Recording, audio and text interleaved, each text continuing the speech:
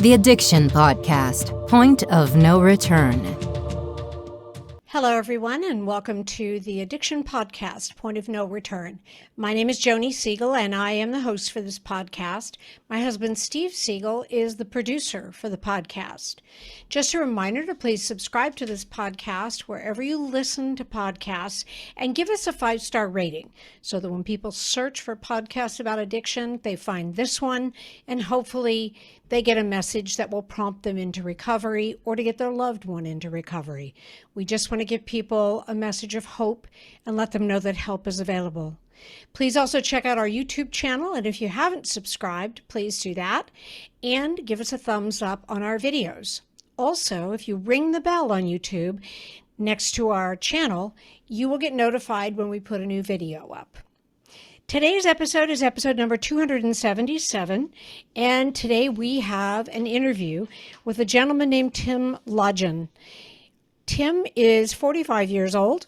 He had, a 27-year addiction to alcohol and drugs, and, he's used fitness and diet to get himself clean and sober. So he wants others to know that they can recover as well. So let's talk to Tim Lodgen and learn his story. Tim Lodgen, thank you so much for being willing to be on the podcast today and sharing your story.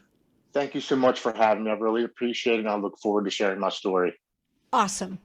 So tell us a little bit about your background, where you grew up, what your family life was like, and then segue from there into how you got using drugs.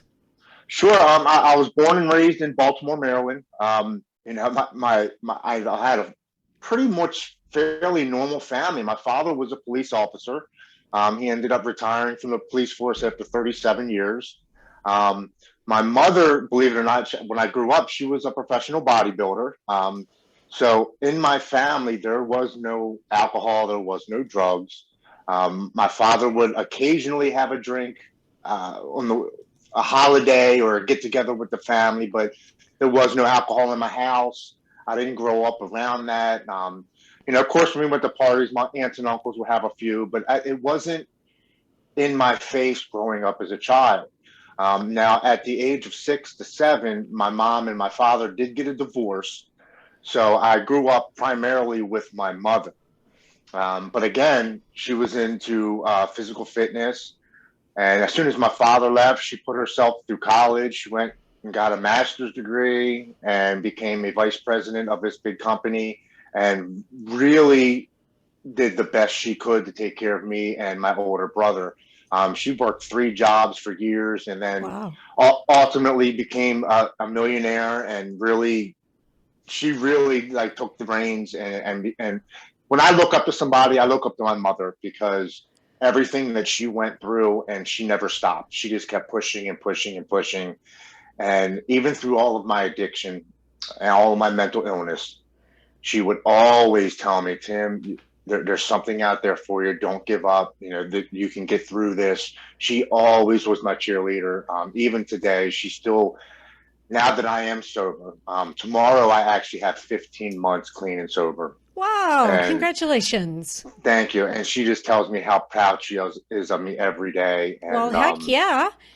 Yeah. So, but no, I played sports growing up. I played baseball for 8 years. I played football for 3. I actually was almost a professional skateboarder at one point in my life. Wow. I grew up with a gentleman named Brandon Novak, who is a really well professional skateboarder, Jackass and Viva La Bam. And now he's got 7 years clean.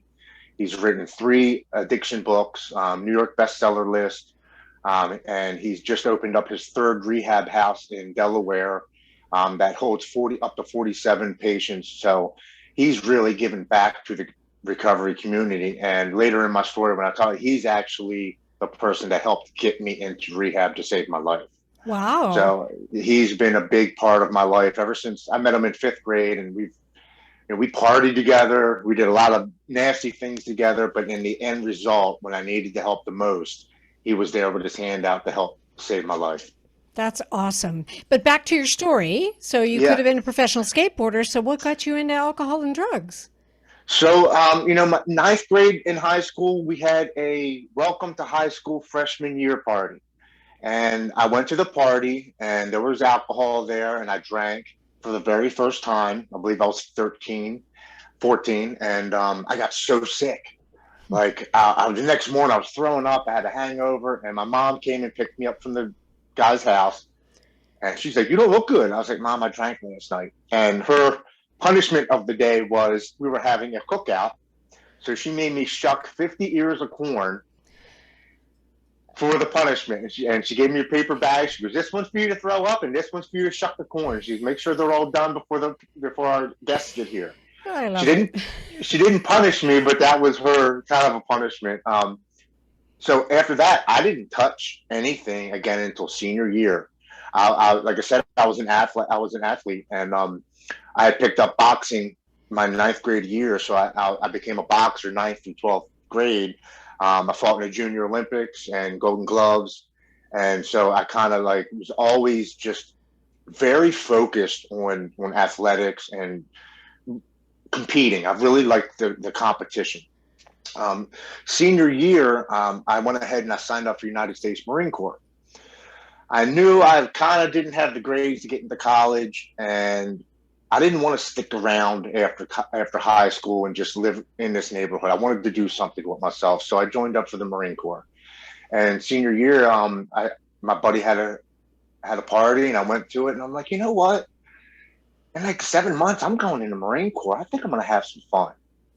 So I drank a couple beers, and then started smoking some pot, and then started doing some LSD, smoked some PCP, got introduced into some pain medicine, and I kind of kept telling myself, this is just a phase. In a couple months, I'm going away to the military. So who cares? Let me just have fun. Let me get it all out. And you did do a lot of partying in that period of time. I would just like to point out. Oh, I was doing LSD like every 3 or 4 days, like Wow. for my senior year of high school, and I think I counted. I did it like 57 times that year in senior year of high school, Wow. um, and I stopped boxing. I stopped doing all my athletics. I started hanging out with all the guys that were cutting school and going riding through the park and getting high and smoking pot and drinking. And I remember my mom coming to me, and she was like looking at my absentees on my report card, and she's like, "How do you have no absentees on first and second period, but you have 54 absentees from third to fifth period, and then you're back at school sixth and seventh?" I'm like, I didn't have nothing to say to her, but I'd go to school for the first 2 periods, and then we would leave and go get high at the park and drive around and drink, and then I'd come back at the end of the day. So I wasn't marked absent. But little did I know, they took account to I wasn't there third, fourth, and fifth, sixth period. Yep. So that became my routine senior year. And again, I kept telling myself, this is all going to stop in June when I get out of high school, because I'm going into the military. And I graduated high school, and that summer I went into the Marine Corps. Now, all the drugs did stop.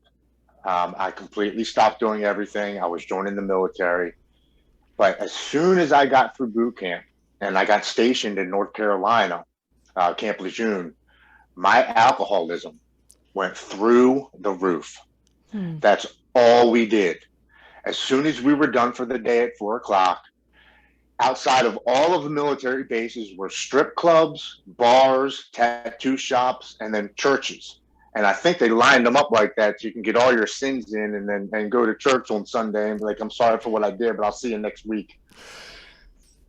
So we drank and drank. And for 18, 19, and 20-year-olds in the military, the bars around the bases, their motto was, if you're old enough to take a bullet for this country, you're old enough to have a cold beer.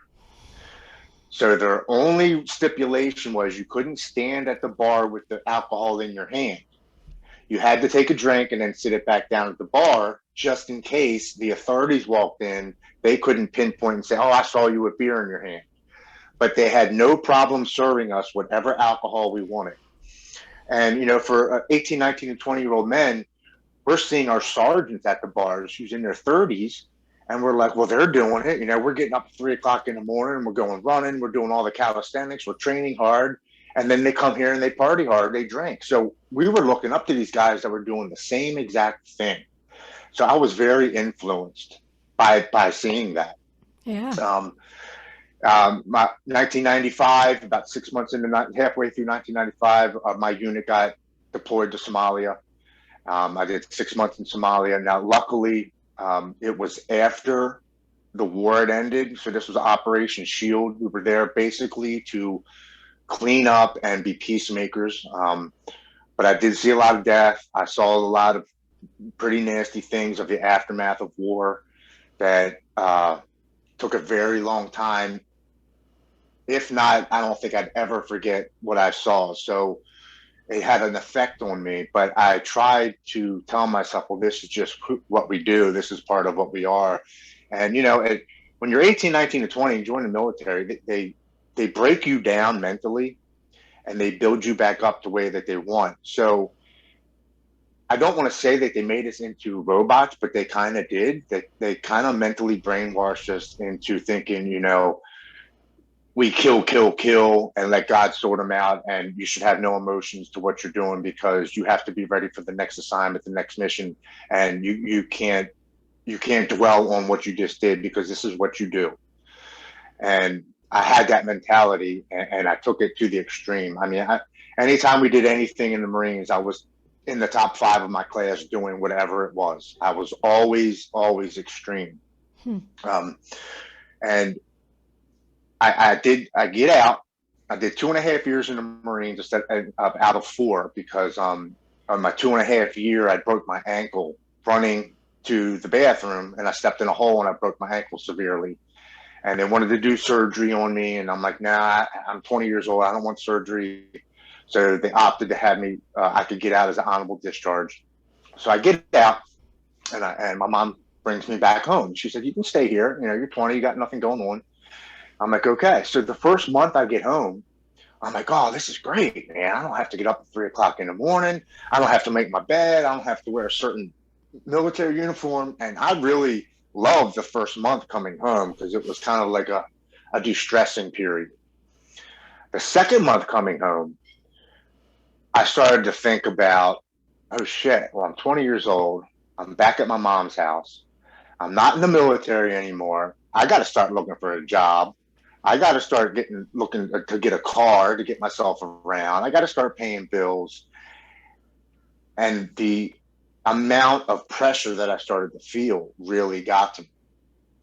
The third month I was home, I got into a severe depression. Now I'm going to back up a tiny bit. When I was the age of 14, I was diagnosed with bipolar disorder 1 manic depressive. I was never put on medicines all through high school, none of that. And I couldn't tell the Marines that I had bipolar disorder or else I wouldn't have been able to get into the military. So from the age of 14 to 20, I never took any medicines that I was supposed to be taking to counteract my bipolar manic depression. So that third month when I got home, I got severely depressed. I stopped showering. I stopped combing my hair. I stopped shaving. And I found myself one day in my bedroom. I had went into my stepfather's armoire and I pulled his gun out and I sat it on my lap and I contemplated using it. And I was sitting there staring at it. And luckily at that time I had a girlfriend and I called her and I told her what I was doing. I told her how depressed I was. And within 5 minutes, she was at my house and she took it from me and put it back.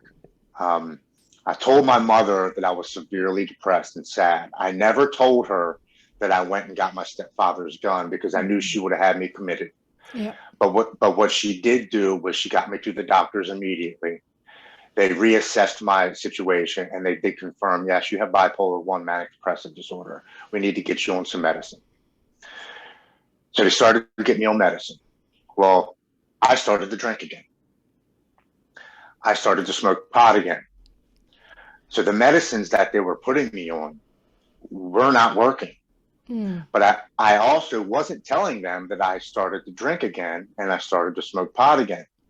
So every time I would go back for a checkup every 30, 60, 90 days, or whatever checkup that they want me to come, I would simply say, the medicine is not working. I don't know what's going on, but I still feel the same way.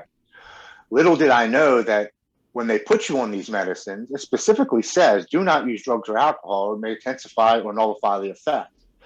So the medicines that they were giving me were absolutely doing nothing because I had drugs and alcohol in my system. This cycle went on for the next 27 years. I would be on medicine. They would try to up the dosage. They would try to add another medicine, a trifecta medicine. That 3 isn't working. Well, let's try these 2. Let's try these 3. Get more counseling. From the age of 22 till 15 months ago, I drank every single day. I smoked pot every single day, and the medicines never took effect.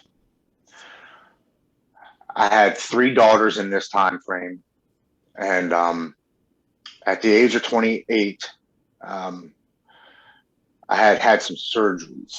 It was about 7 surgeries in a row. My body was breaking down just from everything, all the athletics I did. I was lifting weights. I started to fight mixed martial arts. So all the training was just breaking me down. And I had to go 7 surgeries within, I think it was 13 months. Wow. Yeah, it was a lot. 2 neck surgeries, 2 hernias, ankle surgery, arm surgery. It was pretty bad. And were you married at the time? I was. Okay. I was. Okay. I've been married to my wife and been with my wife since I got out of the Marine Corps in 1996. So she was actually a friend I went to high school with, but we just grew up together in the neighborhood. We never had anything romantic. But when I came home from the Marine Corps, she was actually at a friend's party one night, and we started talking. And that's all she wrote. Here it is, 2022, and we're still together. This will be 27 years this year, or 28 years this year. She'll kill me. Yeah, 28 years. That's awesome. It is. And that woman deserves a goddamn medal because... Yes, she does. I agree. I've put her through so much, and it's just amazing how she never gave up on me, even when I gave up on myself. She's a saint, and I love her to death. But yeah, so you got the surgeries. Sorry, back to the surgeries. I got these surgeries, and the doctors were giving me pain medicine like they were Tic Tacs. Mm-hmm. And you know, we're talking 10 years ago. So there was no pain management about 10 years ago. They weren't as they're not doing now what they did 10 years ago. They would just continuously give me the pain medicine. And I would go in every 30 days for my refill, my script, and they would simply have me fill out a form. Are you still hurting? Do you still have pain? You know, are you eating and sleeping properly? Yes. And then I'd go and talk to the doctor and be like, what's the problem? Oh, I'm still hurting. Okay, well, maybe the 5 milligrams isn't working. I'll give you 10. And they continuously did that. And that went on for 4 years. How high did you get? Were you doing Oxycontin? I started with Percocets. And they gave me severe stomach pains and cramps. Okay. So then they went to hydrocodones because that was a little easier on my stomach. But then the hydrocodones weren't doing as good as the Percocets. So then their next step was, well, we'll give you some Oxycontins because they won't mess up your stomach, and they're a lot more effective than the Percocets and the hydrocodone. So that's what I ended up on, was 20 milligram Oxycontins 4 times a day. But as a true addict of everything, I wasn't taking 4 a day. I was taking 2 every time I was supposed to take them. So I was taking more 8 to 10 a day. Got it.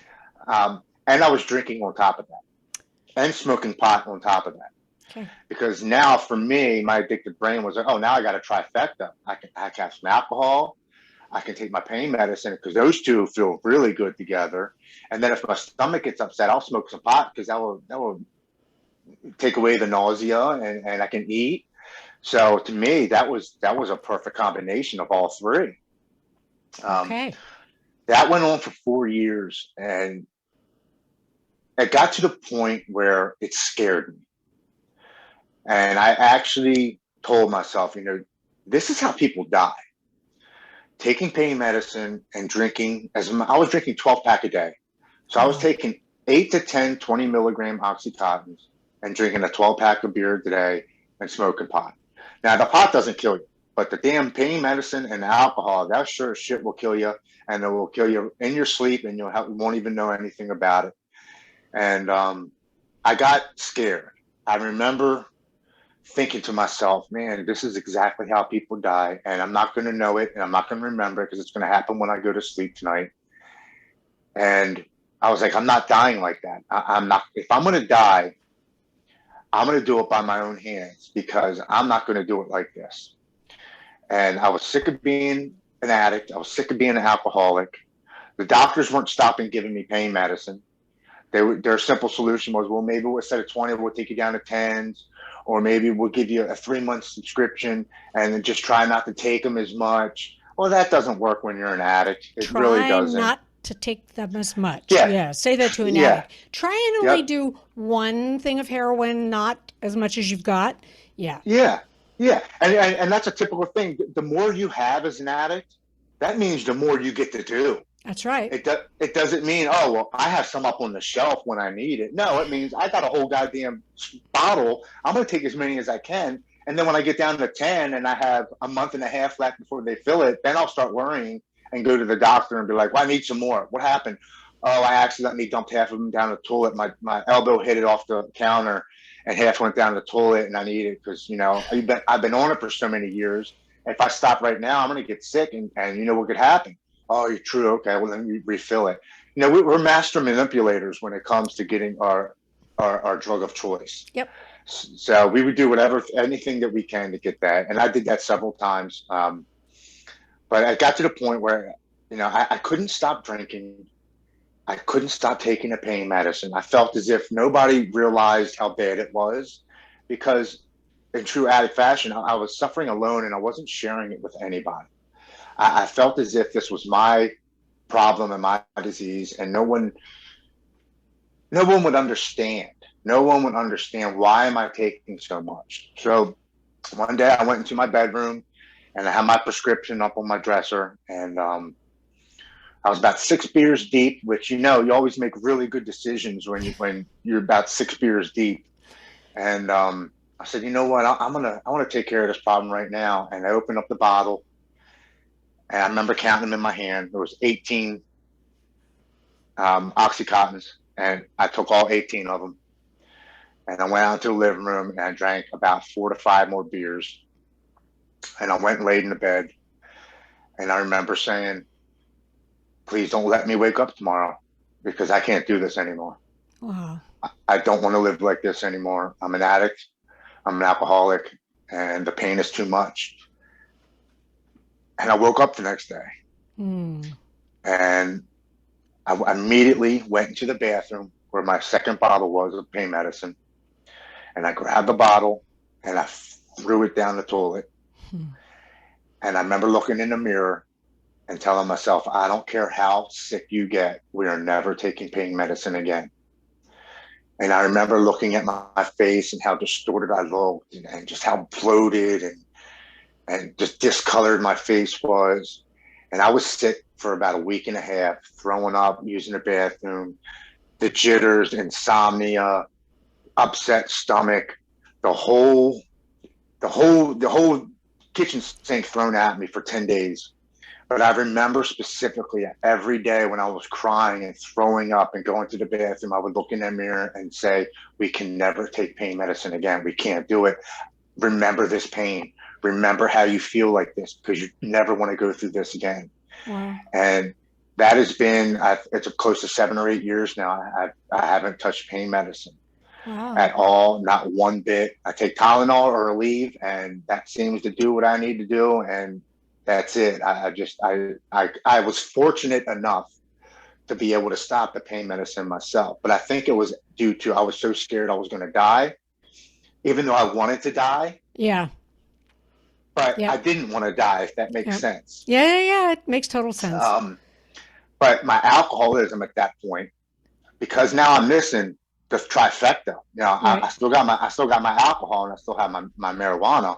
But now that the pain medicine is gone, and I'm missing that extra kick in my substances. So the beer wasn't enough for me. So I stopped drinking the Miller Lights or the Coors Lights or the Killians, and I switched to the IPAs, the really high alcohol content, where they're like 10, 12% alcohol per beer. Yeah. And drinking 6 of them is like drinking 12 to 15 of a regular beer. So I was like, oh, yeah, this is doing it. Until I started to gain a lot of weight. And I'm like, man, I'm gaining weight. My face is all red. I just don't like the way I look. So you know what the bright idea I had was? How about I stop drinking beer, these IPAs, and I'll switch over to whiskey because, whiskey's going to be so much more better for me than drinking 12 to 15 of these IPAs. So I started drinking Fireball whiskey. Well, and my this is how my brain worked as an addict. It would tell me, don't get the big bottle of the whiskey because then you'll know exactly how much alcohol you're drinking. Get the little miniatures because when you're done, you can throw them away and you really won't remember how much you've been drinking. And you won't feel down on yourself. You won't be ashamed. You won't be like, man, I'm really drinking a lot because you won't remember. Right. So that's what I started to do. I would go to the store, I'd get a 6-pack of beer, and I'd get about 5 miniatures. And I would find that really quickly, taking those 3 miniatures down would give me that warm blanket feeling that I was looking for, that the pain medicine used to give me. And it would be almost immediate as well because I would take three of those down real quick. And then I could drink my beer and I'd feel okay. I'd feel normal again. And I would start to drink them in the morning. I'd start drinking them in the afternoon. And as soon as I got off work at 3 o'clock, first place I stopped was the liquor store. I was going to say you were working then, right? I'm a carpenter. And unfortunately, in the construction industry, there is a lot of drinking, a lot of drugs. It kind of goes hand in hand almost with the military. You work hard, you play hard, you reward yourself hard. And that's just how the lifestyle I was used to. So to me, it was just, I get up at 6 o'clock in the morning. I bust my ass till 3 o'clock in the afternoon, swinging a hammer, building walls. I deserve a cold beer at the end of the day because I earned it. Yep. And that was my justification. So the beer stopped. I just stopped. I was like, why am I even drinking beers? I can just buy more whiskey. They're small. I can put them in my pocket. I can take a couple shots at work. I don't have to stop and drink a full beer. So instead of getting 4 or 5, I start getting, they're called a sleeve. So it's 10 of them that come still wrapped in the plastic that the liquor stores get before they put up on the shelves. So I would just simply go in and be like, can I get a sleeve of Fireball? And they'd be like, yeah. And they give me 10 of them at a shot. So I'd have 10 for the day. Well, those 10 would only last me until about 1 or 2 o'clock in the afternoon.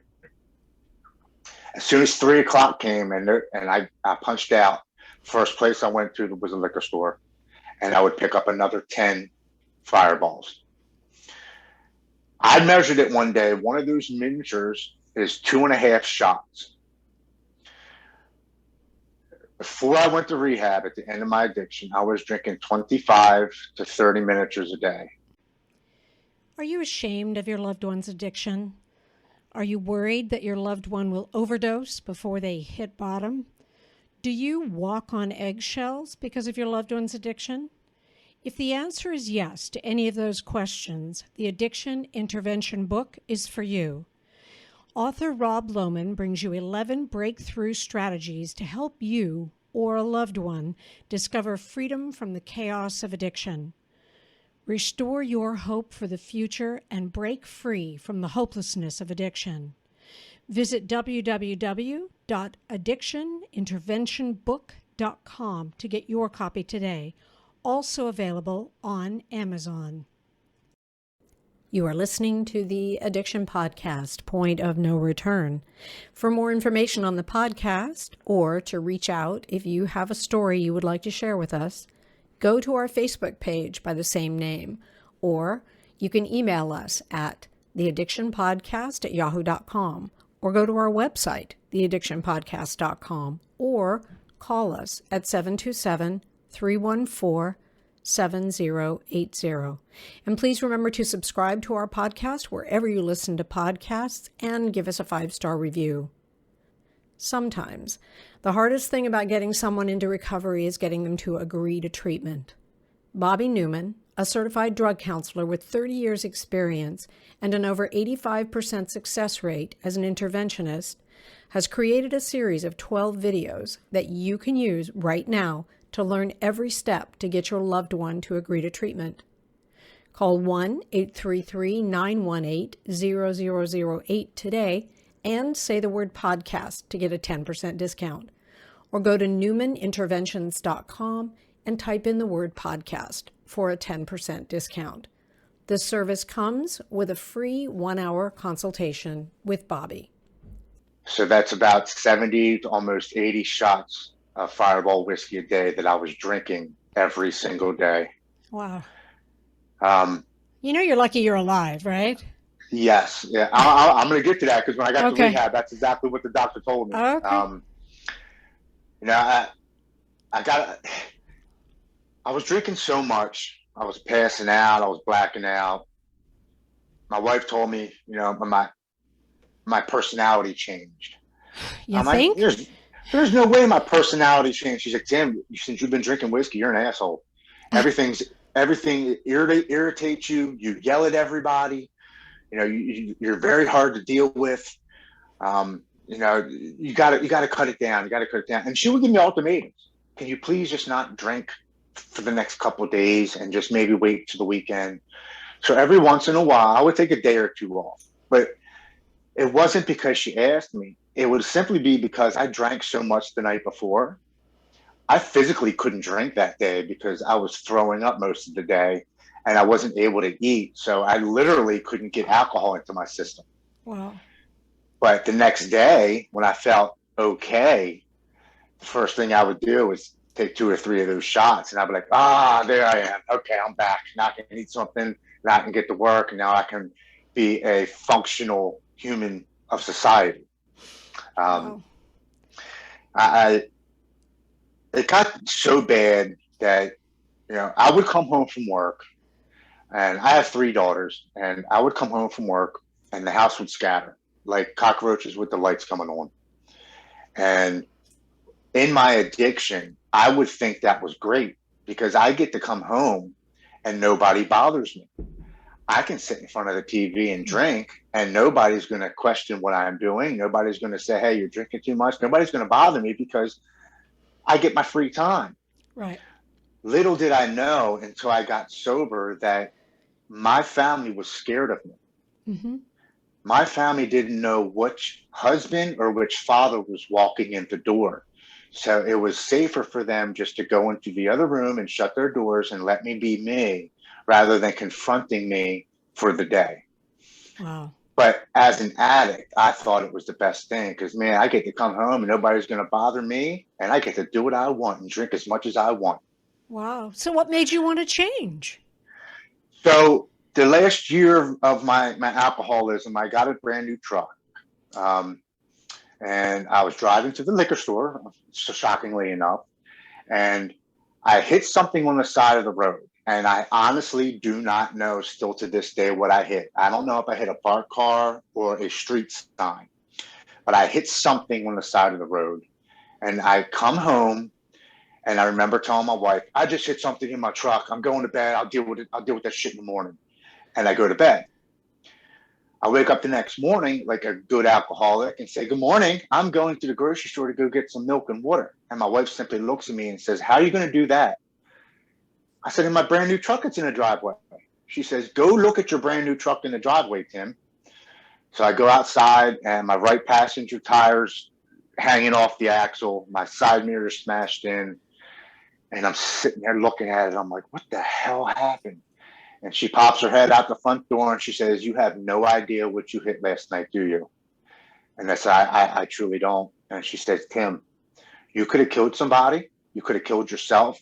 She's like, something has to change. You know what? You can't stay here anymore. I need you to go leave. I need you to figure this out because I can't take any more. I said, okay. So I called AAA. I had them come out and put my spare tire on. I didn't give a shit about the side mirror. I had a driver's side mirror. I was like, I'll deal with it later. And I called my friend. I'm like, hey, I just got kicked out of the house. And I was like, I need some place to hang out for a couple of days. Let things cool over for a couple of days, and my wife will let me come back in, and I could resume my drinking extracurricular activities. So he's like, sure, man, come on over. I'll let you stay here for a couple of days. So I get to his house, and his bright idea and his solution was, well, you got kicked out of your house and you wrecked your truck. We might as well go to the bar and have a couple of drinks because shit, you already kicked out of your house and you already wrecked your truck. And I'm like, you know what? Yeah, now I have a justification to go drink again today. Just another reason that allows me to go and have a drink. So I go to the bar. We throw some shots back. We ate some wings, throw some beers back. And as we're leaving the bar, less than 24 hours later, I rear end somebody at the red light in my same truck. And I get out and I look at the guy. I'm like, are you okay? He said, I'm okay. And I was like, well, your truck's okay. He actually had a tow hitch on the back of his truck. So his truck had no damage whatsoever. Now, mind you, my front bumper was V'd in. It was smashed in really good. And I said, well, your truck's okay. You're okay. And I slapped him on his back and I was like, I'm out of here. And I jumped in my truck and I took off. At this point, I was completely drunk. I knew if the cops were coming, my truck was being towed and I was being locked up for DUI. So I got in my truck and I took off. I get to my friend's house and I'm like, man, I can't stay here, man. I got to go sleep in my truck or something. I got to be alone. I got to figure this shit out. And I was like, because I just wrecked my truck twice in less than 24 hours, and I can't go home. So I was like, you know what I'm going to do? I'm going to go to one of the parking rides and I'm going to park at the parking ride and I'm going to think about what I've done. But before I do that, I got to stop at the liquor store and get another 10 miniatures because, if I'm going to sit there and feel sorry for myself, I might as well drink along with the sorrow. So I stop at the liquor store and I get 10 more miniatures and I sit in my truck for 48 hours. I turned my phone off because I didn't want to hear nobody's shit. I didn't want to be bothered by anybody. I wanted to wallow in my sorrows and think about everything and everyone that I've hurt or disappointed or let down. And I pretty much wanted to have a goddamn pity party for myself and feel sad for all the decisions that I've made while being under the influence of drugs or alcohol, all the promises that I didn't keep, all the things that I didn't do with my children that I should have done, but because I couldn't because I was an alcoholic or I had a hangover or I was sick. And I really I sat there and listened to depressing songs and I drank myself to pass out point for 48 hours. I would wake up, take another drink and pass back out in my seat. And that went on for 48 hours. And March 5th of 2020, I turned my phone on at 7 after 10 in the morning. This is 2 days after having my phone completely off, being shut out from the world and drinking myself into oblivion. And at 9 after 10, 2 minutes after I turn my phone on, I get a phone call. And it's my childhood friend, Brandon Novak. And excuse my language, but he says, Lodgen, what the fuck are you doing? And I said, I'm in my truck. I'm cold. I'm hungry. I'm drunk and I'm tired. And he said, good, motherfucker. That's what you need. He's like, I just got off the phone with your wife and I just got off the phone with your mom. I have a plane ticket waiting for you this evening at 8:30 p.m. You are going to go down to Banyan Treatment Centers in West Palm Beach, Florida, and you're going to get help. And I promise you, everything that you've lost, you'll get back 10 times fold. Just please do me a favor. Call me when you pass security because I want to make sure you're getting on the plane. You're not going to catch a cab after you get dropped off at the airport and get out of there. I want to make sure you're getting on the plane. I'm like, okay. I'm just kind of agreeing with him at this point. I hang up the phone. I'm like, man, I don't want to go to goddamn rehab in Florida. How did my life get this bad? And I'm going over everything. And about 15 minutes go by, my wife calls. She's like, Tim, I just got off the phone with Brandon.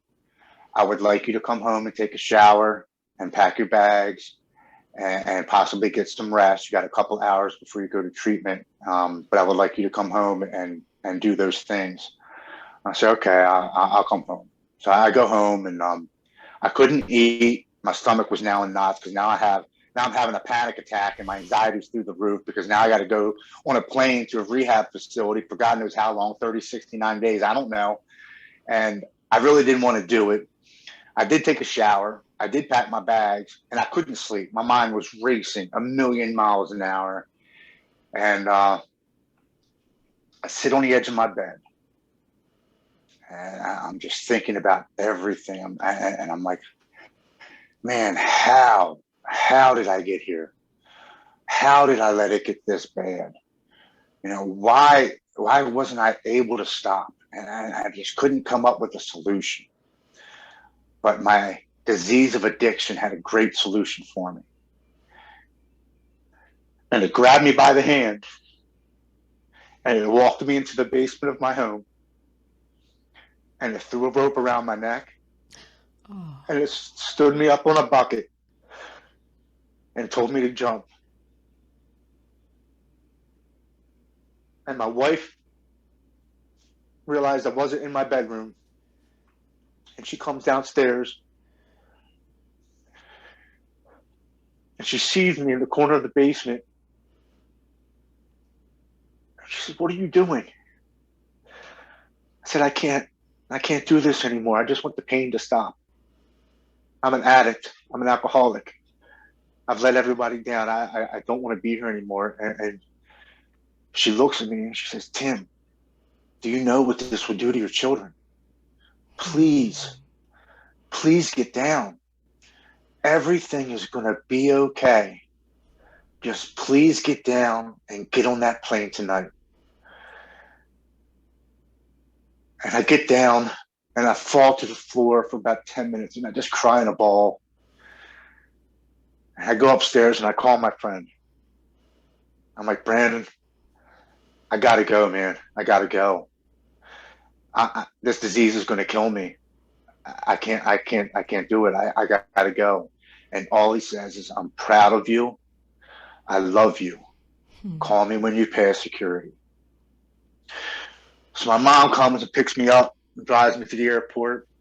I get past security and I call Brandon. I'm like, "Hey buddy, I'm here. I got about 40 minutes left before the plane takes off, before they start boarding. I just want to let you know I'm past security and I'm going." And all he says is, "I'm proud of you. I love you. You're about to get back your life." And he hangs up the phone. I go to sit down in the chairs before getting boarded. And as I sit down, this overwhelming feeling of hope comes over my entire body. It was a warm blanket feeling that I have never felt in my entire life. It went through my entire body. All my worries went away. All my anxiety, my panic went away. And something that wasn't me from someplace else said, "Tim, everything is going to be okay. You're right where you need to be." It was the most amazing feeling I have ever felt in my entire life. I still can't explain it. But if I were not to acknowledge that feeling of hope, or if I were not to be grateful for what has been given to me, I would have been another wasted, lost soul to addiction and mental illness. Something happened to me in that airport. Yep. Something talked to me, something touched me, and it went through my entire body. Yep. I got to rehab, and I went full addicted mode into rehab.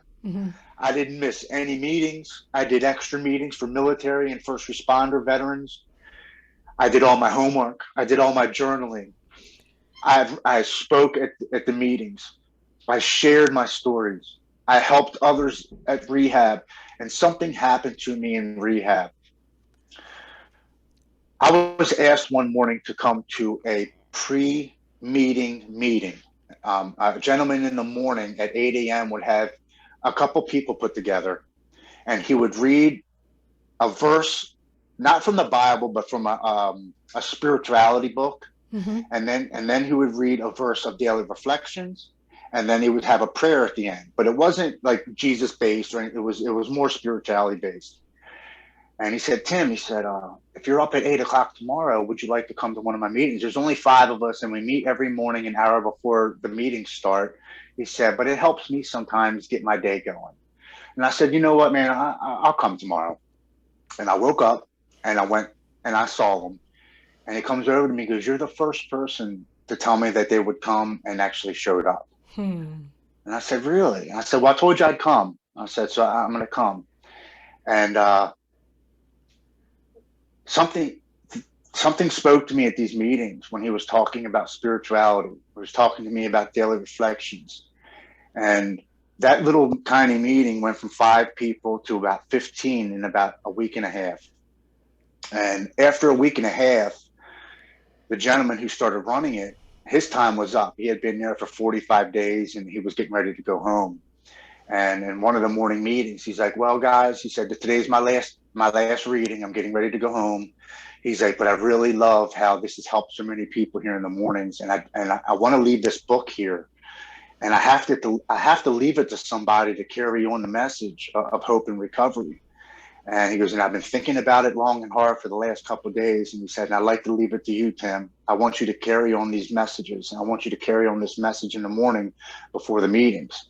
Wow. And I couldn't believe that he picked me. And I felt an obligation. I felt humbled. I felt like maybe I'm finding my purpose here in rehab. Maybe my purpose is to help others through my pain and my sorrow. So I started to read every morning. And that group of 5, that turned into a group of 15. When it came to Easter morning, my group that I was running went up to 55 people. Wow. And it was so big that they had to pull us into the conference room and had to bring the counselors in. And we had to actually set it up as a full-on meeting because so many people wanted to hear what I was reading that morning. Wow. One of the ladies in rehab was a professional singer. She sang 3 songs. We had a full-on Easter Sunday morning reading. Aww. And it felt like I finally know why I had to suffer for 27 years. It wasn't happening to me. It was happening for me. I had to know what it was like to feel so much pain in order to share my story of hope and recovery to those who are suffering. I needed that experience. I needed to know how awful that felt. I needed to know what hopelessness felt like. I needed to know what addiction felt like, mental illness felt like. So I can share with everybody that no matter how hopeless you feel, no matter how much you want to give up, you can always change your life. You can open that new, fresh page up in that book and start a brand new chapter. Don't give up hope. I almost did, and it almost took my life on 2 occasions. And if I would have listened to that disease of mental illness and addiction, I wouldn't be sitting here today. I wouldn't be spreading the message that I truly believe was given to me from someplace else to let other people know that they are not alone. They do not suffer alone. The pain that they feel is not just theirs. So many of us have felt that pain. So many of us have gone through the same things that they are going through. They can't give up hope. Right. They can't. They have to keep pushing. They have to keep pushing. They have to keep pushing because there is something on the other side of that mountain peak. That's and right. It's so glorious. It is so amazing. It is more amazing than I ever thought it would be. You couldn't tell me my life would be like this 15 months after becoming sober in rehab. Yep. I would have told you to go piss up a tree. You're lying. You don't. So many positive things have happened to me and continue to happen to me. So what are you doing now? I mean, that's a great message for people, but what are you doing now, Tim? So I did 90 and 90 when I got out of rehab because they told us how much and how important that was. And I truly believe that going to meetings to do that 90-90. I actually did 98 and 90 in 90 days. So I did a little bit more. I got a home group. I got a sponsor. And for me, doing that 90 and 90 wasn't just you got to go to meetings, got to go to meetings. It helps discipline you into doing more for your recovery. It just Right. it helps change that mindset of the addicted mode and more into a recovery, sobriety, and working your steps, traditions, and speaking and sharing your story and hearing other people. It just really truly helped me in my recovery.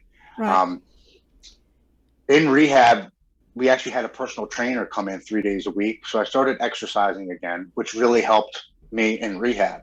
So as soon as I got out, I went ahead and joined the local YMCA and I got a gym membership. And my day consists of going to work, coming home, going to a meeting, going to the gym, and then coming home and having dinner and spending quality time with my family. I tried to balance mind, body, and spirit every single day because I truly believe that all three of them combined is a great way to try to balance your life out. Well, sorry to interrupt you, but I think you're correct because addiction is not just physical addiction, it's also spiritual and mental addiction as well. So you have to have all three of those aspects in. I agree with you completely. Yeah, I mean, I kind of started, I'll be honest with you, I kind of started to get a little burnt out from going to a meeting every single day. And I kind of had to reel myself back in. I'm like, okay, I don't want to get burnt out by going to a meeting every day. So let me do 4 days a week. That way I know I have 3 days where I don't have to go to the meeting. So I'll go every other day. And then every other day, when I didn't go to the meetings, I would go to the gym a little longer. Mm-hmm. And I felt that would start to really balance me out. Well, in the process of doing that, I have transformed my physical body I am in the best shape that I've ever been in. Oh, yeah. If anybody doesn't believe it, go to his Facebook page. I'm in better shape now than I was in the Marine Corps. I believe that. Um, Are you still working as a carpenter, Tim? I am, yes. Okay. I actually had to work this morning. Oh, okay. But Okay. it was only for a couple of hours, so not a big deal. But seriously, Tim is on Facebook. Just look for Tim Lodgen, Lodgen, and yeah, he's in really good shape. You're in really good shape, Tim. Thank you. And I have I don't know if I have a huge following on Instagram at @Lodgen. Okay. When I first started it, I had 350 followers, and I just checked this morning. I'm at close to 92,000 followers on Instagram. And that has truly been over the last 15 months of being sober and coming on podcasts and sharing my story of, not only mentally and spiritually, but physically, and how also changing my diet, eating healthier foods has helped me significantly. When I went into rehab, I was 25 pounds overweight. My blood pressure was 167 over 135. Wow. My liver enzymes were 4 times what they should. Yep. And the doctor looked at me and he says, "How old are you?" I said, "I'm 44. And he said, "Tim, if you continue to drink like this, you're not going to see 47 years old." And I said, "What do you mean?" He said, "You're on the verge of having a stroke or a heart attack." And he said, "You're 44. I'm like, "There's no way." He said, "I'm looking at your results right now." He said, "Yes." So that was one of the things that happened to me in rehab that I was like, I'm definitely here right now at the right time in my life to save it, because I was slowly killing myself. Yep. And I saw it in the mirror, but I didn't want to see it. I ignored it. Right. I ignored it. And my addiction kind of made me feel like it was okay, because you're not directly killing yourself. You're doing it slowly, and you're just going to die one day in your sleep, and you're not going to feel it anyway. So, no loss. No, I get it. So, I get it. Yeah. So that timing of me hitting those things in my truck, the timing of my friend calling me, the timing of going into rehab, it was my time. Yep. It was my time to get the help that I truly needed to save my life. Yep. And what I need people to understand is it came down to me. My wife couldn't have made me go to rehab. My mom couldn't have made me. My friend could have called me 20 times and asked me to go. Shit, he could have drove me to the rehab center and opened the front door. Yep. But it wasn't until my wife came down those steps and saw me standing on a bucket with a rope around my neck. And her tears in her eyes. And when she said, "You know what this will do to your kids," something hit me. And I was like, I have to get help. Yep. I have to do this. I made the decision for myself. Yep. And I truly believe when you make that decision for yourself, there's nothing that can stop you. Nope. Nothing stopped you from getting high or drunk or doing That's whatever right. you needed to do. That's When right. you finally make that decision for yourself to get the help that you need, you're unstoppable. That's right. I think it's such a powerful message. Tim, thank you for being willing to share your story with us. I know that stories of addiction are not necessarily like pleasant stories, but when you tell a story like yours, it resonates with someone who's listening. There's somebody who's listening that's going to listen to it, and they're going to want to get hope, and they're going to reach out, get help, and they're going to want to reach out. And I appreciate you. I appreciate you being clean and sober for 15 months. Very well done, you. And Thank you. Thank you for sharing your story with us today. Well, thank you for allowing me to share my story, because helping one more is one less that we have to bury, one less that we have to grieve over. The more people we can help, the more people we can save. Exactly. What a great interview. I hope that his story resonates with one of you who are listening. It's not a pretty story, but addiction isn't pretty. But he found his own point of no return, and he found a spiritual awareness that helped him in his recovery. And we hear that over and over again, whether it's Christianity, whether it's just, spirituality with no name attached to it. He found it for himself, and look at where he's at today. He's doing great. He does fitness, he does nutrition. He's on Facebook as Tim Lodgen, Lodgen, and he's on Instagram as T Lodgen, Lodgen. So you can follow him, you can find him on Facebook. And yeah, thank you so much for listening. We'll be back again next week with another interview. You have been listening to the Addiction Podcast, Point of No Return. For more information, reach out to us on Facebook or go to www.theaddictionpodcast.com. Our email is theaddictionpodcast@yahoo.com.